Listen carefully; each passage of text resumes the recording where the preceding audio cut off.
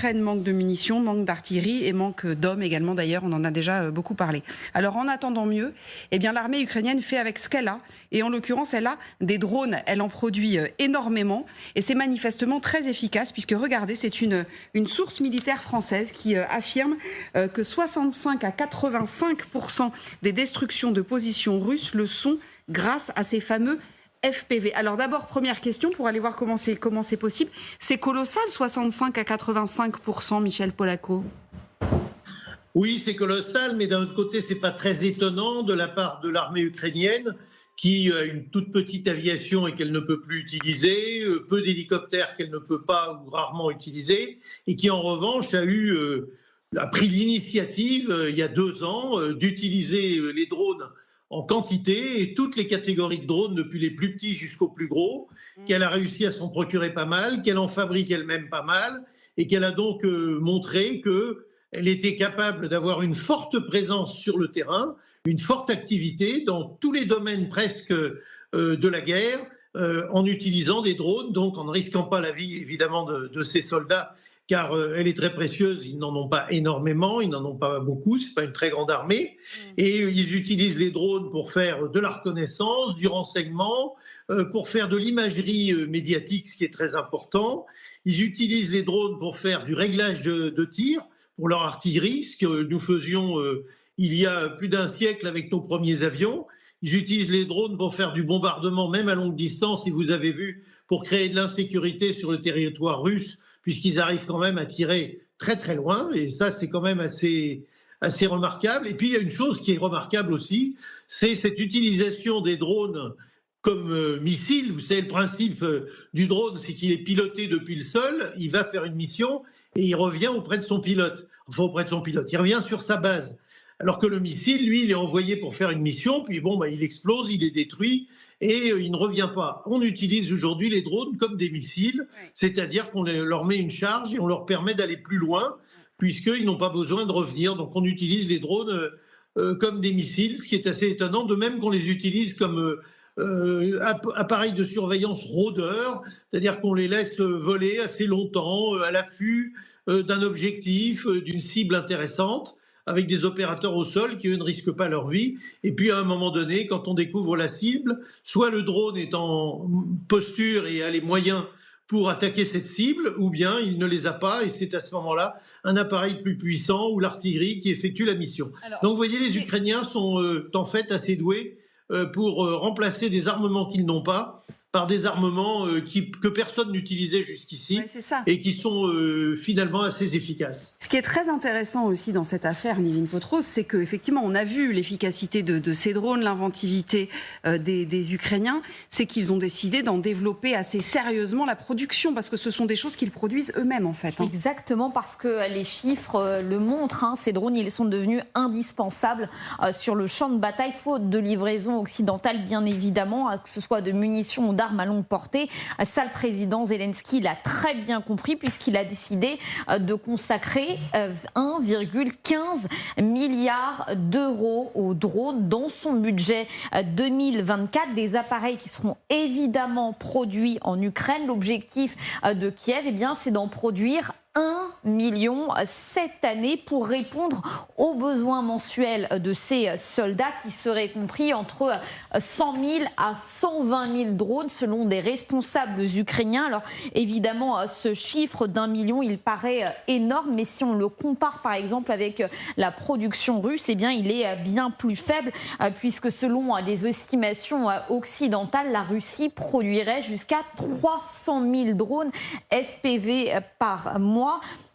Les deux, on le voit avec ce chiffre, les deux belligérants ont bien compris l'importance de ces drones, d'où cette production massive. C'est vrai que les FPV, ils ont plusieurs avantages. On vient d'en énumérer quelques-uns. D'abord, ils sont polyvalents. Ils permettent à la fois de repérer et de frapper l'ennemi. Tout ça avec une portée assez importante. On parle de plusieurs centaines de kilomètres. et évidemment un moindre coût, quelques centaines d'euros seulement contre plusieurs milliers pour n'importe quel missile anti-char, même s'ils sont redoutables. Ces drones, évidemment, ils ne peuvent pas remplacer un tir d'artillerie. Ils ont plusieurs inconvénients. D'abord, ils ne peuvent pas transporter une importante charge explosive.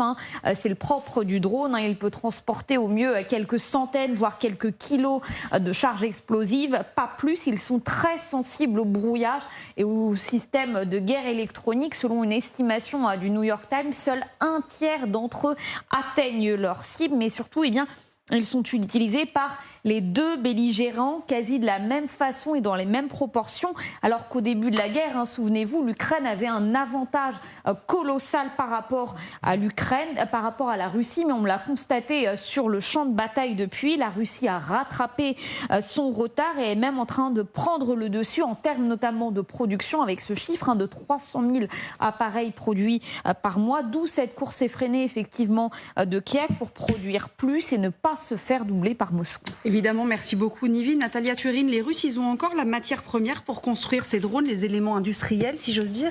En fait, non seulement ils ont la matière première, mais là où Poutine ou les conseillers sont malins, c'est qu'ils jonglent entre les entreprises privées et le contrôle d'État. Parce que, par exemple, il y a des oligarques qui possédaient depuis les années 90, des usines de la production d'aluminium, enfin de l'extraction d'aluminium, je ne sais pas comment on dit.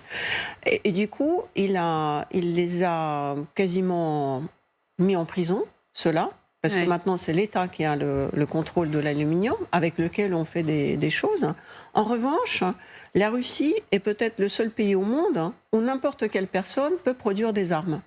Ah oui, et j'avais comme ça des connaissances, des gens qui sont comme vous et moi, qui décident tiens, je vais commencer à faire des pistolets.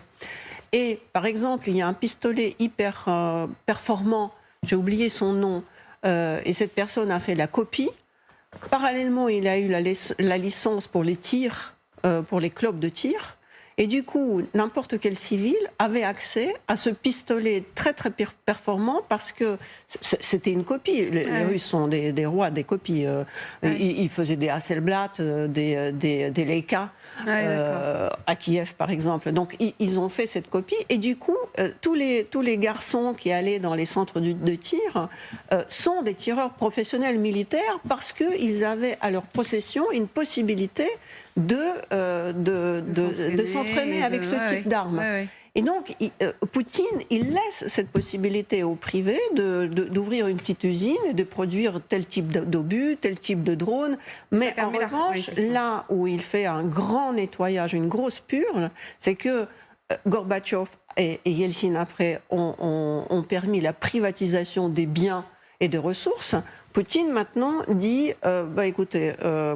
tu as fait quelque chose de mal, donc tu vas en prison, je prends ton usine sans même te payer, et du coup, oui, je la réquisitionne, je me la Ce que j'ai envie de dire, c'est que la production... Il arrive à trouver des fonds comme ça, en fait. La production militaire ne peut pas être une production du marché. Le problème des Occidentaux, c'est que c'est une économie du marché, donc on ne peut pas, du jour au lendemain, obliger les industriels de produire des choses dont ils ne savent pas si dans 5 ans on va avoir besoin. Ils ne peuvent pas s'engager. À moins que, alors que ça, c'est pas une problématique russe du tout. Tandis que c'est pas... Si tu veux t'enrichir vite, tu peux. Tu achètes une licence et tu produis ce que tu veux à partir des Kalachnikov par les pistolets ou des gros obus ou même les bombes. Oui, bien sûr. Alors c'est vrai que du côté des Ukrainiens, on l'avait souvent dit, ils ont un tissu industriel, enfin ils ont en tout cas des ingénieurs qui sont extrêmement efficaces et le tissu industriel est sans doute une des forces des Ukrainiens. Le président Zelensky ne s'y trompe pas, il l'a redit d'ailleurs dans son message d'hier. Écoutez. Cette année, nous devons atteindre et nous atteindrons le niveau maximum de la production de défense ukrainienne. Un niveau historique depuis l'indépendance de l'Ukraine. Et chaque année, nous augmenterons constamment ce potentiel. Telle est la perspective stratégique claire de l'Ukraine.